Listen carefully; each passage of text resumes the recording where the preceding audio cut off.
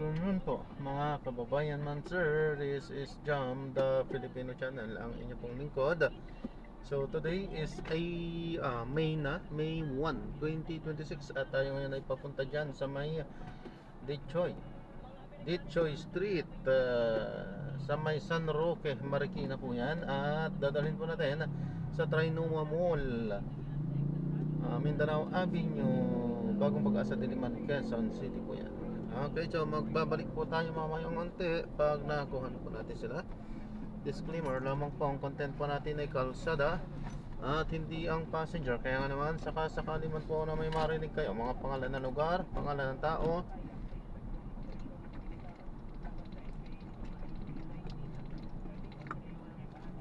pangalan ng organizations, government o private man yan, ay wala pong kinalaman ng channel nito at wala pong pinapatungkulan. Lahat po na pinag-uusapan dito ay pawang dito lamang po yan sa loob at wala pong pinapatungkulan sa labas. Magbabalik po tayo mamayang unti pag nakuha na po natin sila.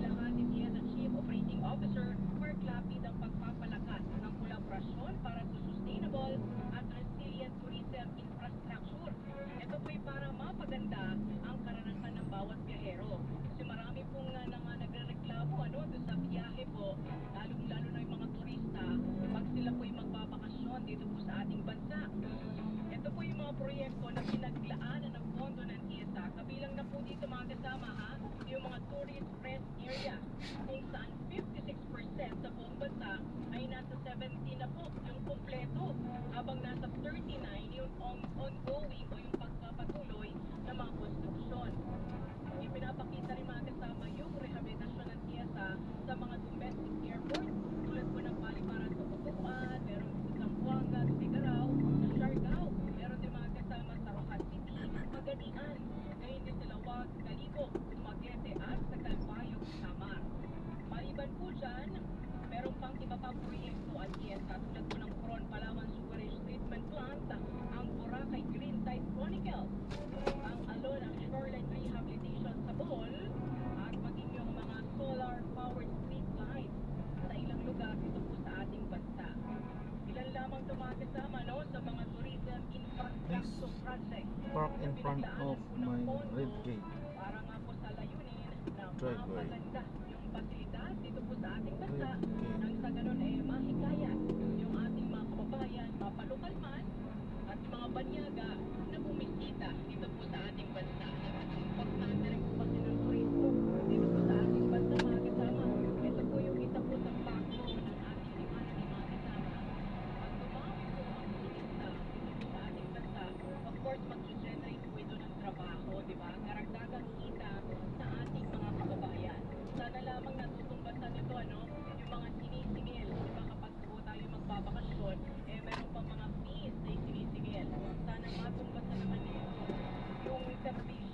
ba?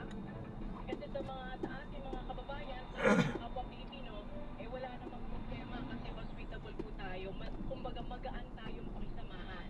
Di ba, marami nga po mga turista ang pinipili na magbakasyon, manatili dito sa Pilipinas dahil nga po sa So, na-drop na natin sila, hindi tayo nakapag-play. Alam na natin ang mga kadahilanan kung bakit. Naha. Yan. At gagawa na lang po natin ng ibang video ang ating susunod na mga mission. Wala pa naman, antay tayo. Habang wala pa, maghanap tayo ng kakainan. Mataas yata sugar ko. Nanginginig ako sa gutom na. Ayan, maraming salamat po ulit sa panonood. This is John Parenda, Filipino Channel, ang inyo pong lingkod. Paalam po.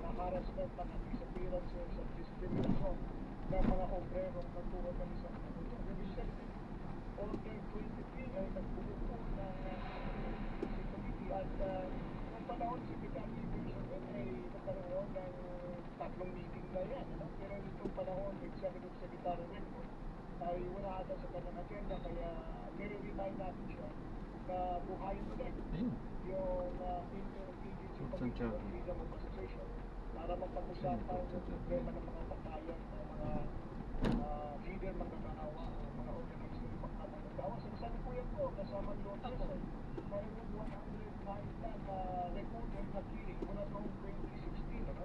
Panahon ni Duterte, maraming yung panahon ni Duterte at maraming buhatan itong panahon ni Marcos na mga pinapang mga leader o obrero o organizer na hanggang sa kasalukuyan na wala pang accountability, ano? Wala pang kasampahang kaso, wala pang na-convict ng mga responsibility sa mga pagkakataon. Kung may documentation po ang Federation of Reward kasi tulad na ang case schedule at ng European Union at sinubigila po namin ang 2024 report namin po. Noong panahon na yun ay below 109, mga 105 ata. Ngayon ay 109. Kaya 2025 report natin. Kaya dapat po tutunan yun ang Interagency Committee on Freedom of Association na ang chairperson ay si Executive Secretary. Okay. May mga inaasahan pa ba kayong statement or pronouncement later ni BBM na ikatutwa ng mga manggagawa? Sa kasalukuyan ay nasa Mindanao ata ang ating Pangulo at wala po tayong nakuhang report na o sustansya sa kanyang mga mensahe na nagbibigay ng magandang balita para sa mga manggagawa. Kaya po nagsisigaw yung mga manggagawa kaninang umaga, alas 6 pa ng umaga ay nasa welcome rotonda na tayo at pinaybay natin yung Espanya. Maraming mga multo ang nagtipon-tipon din at isa-isang multo yung National Waves Coalition ay nagkaroon ng 13,000 ng mga manggagawa na kasama sa Mindula. Ngayon po tayo naka-apat sa Mindula kasi naharang na po tayo yan po sa Moraita at sa Claro de Blanco. Attorney, hindi ba sapat yung pagkilala ni Pangulong Marcos sa tulong ng mga manggagawa sa kanyang mensahe? Of course, yung pinakailangan po natin ang mga konkreto talaga. Yung pagkilala naman ay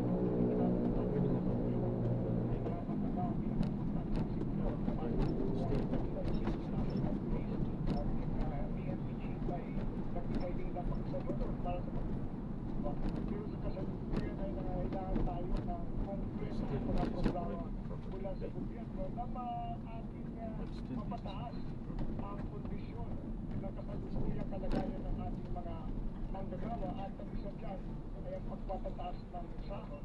At ang sinasabi rin natin, yung ibat ay malaking gaan sana sa mga manggagawa kung matanggal yan, ano? Kasi lumalaki ang koleksyon ng gobyerno dyan samantala bumibigat ang taong bayan. So hindi dapat kumita ang gobyerno sa kahirapan ng ating taong bayan. Kaya pinipropose natin na yung ibat ay tanggalin na rin. At yung excise na may kapangyarihan na po ang Pangulong Marcos sa bagong emergency power niya na suspindihin yung stocks. Pero sa kasalukuyan ito naman po tabang ng mga produkto ang covered yun. Kasi lamang at yung LPG, ano? yung iba, yung kasundan, ito ay sana tinanggal na rin na isa para at least gumaan ang mga bilihin. Okay. At yan, sinasabi nila na Well, kung wala na ng tax sa gobyerno, dapat kukunin yan sa solidarity tax o wealth tax ata. Ang plus, papapatiin ang presyo ng gasolina, I mean, bilihin at arestuin yung mga crabs. Tama po. At saka yung presyo ng mga bilihin na tayo naman yan Gobyerno. ng ating BPI kapagdating ng mga unit o ng mga pangulang bilihin, lalo na ngayon nasa energy emergency tayo. Okay. Attorney, maraming salamat sa inyo. Saludo kami sa inyo at sa ating mga kapwa manggagawa. Mabuhay po kayo. Salamat po, Fred. Mabuhay po kayo at mabuhay ang iyong mga tagapakinig at ang sabayang Pilipinas. Maraming salamat mga kasama. Isang manggagawa, leader manggagawa, Attorney Sonny Batula ng Kaisa Labor Coalition Chair. KCXL, Pulso ng Metro! Sabi ni Attorney, talaga namang dapat kilalanin yung sektor ng mga manggagawa, yung kanyang importansya, kahalagahan sa isang bansa, ekonomiya, organisasyon o saan man. Pero walang sustansya yung mensahe ni Pangulong Marcos. Ang message siya, wala namang sustansya, walang laman. Dapat meron daw nakatatag na programa para mapaayos ang kondisyon ng mga manggagawa at kasama rin yung pagtaas ng sahod at ang kanilang naabila 200 pesos dagdag sahod per day. Tawag na recovery wage. Ano po? Pangalawa, tanggalin na itong taxes, excise at taxes. Yung mga bilyonaryo, huwag na, hindi naman tayo kasama doon. Yung mga bilyonaryo, mayayaman, lagyan niya ng wealth tax. Malit lang yung pera niya, di ba? Tapos, pababaiin ang presyo ng mga pangunahing bilihin at arestuhin ang mga magnanakaw. KCXL, Pulso ng Metro! Ano ba ang inyong mensahe ngayong Labor Day? Sa mga manggagawa at yung mga manggagawa, mensahe ko ninyo. 0961-630-7106. Pulso! Oras at atak 3:26.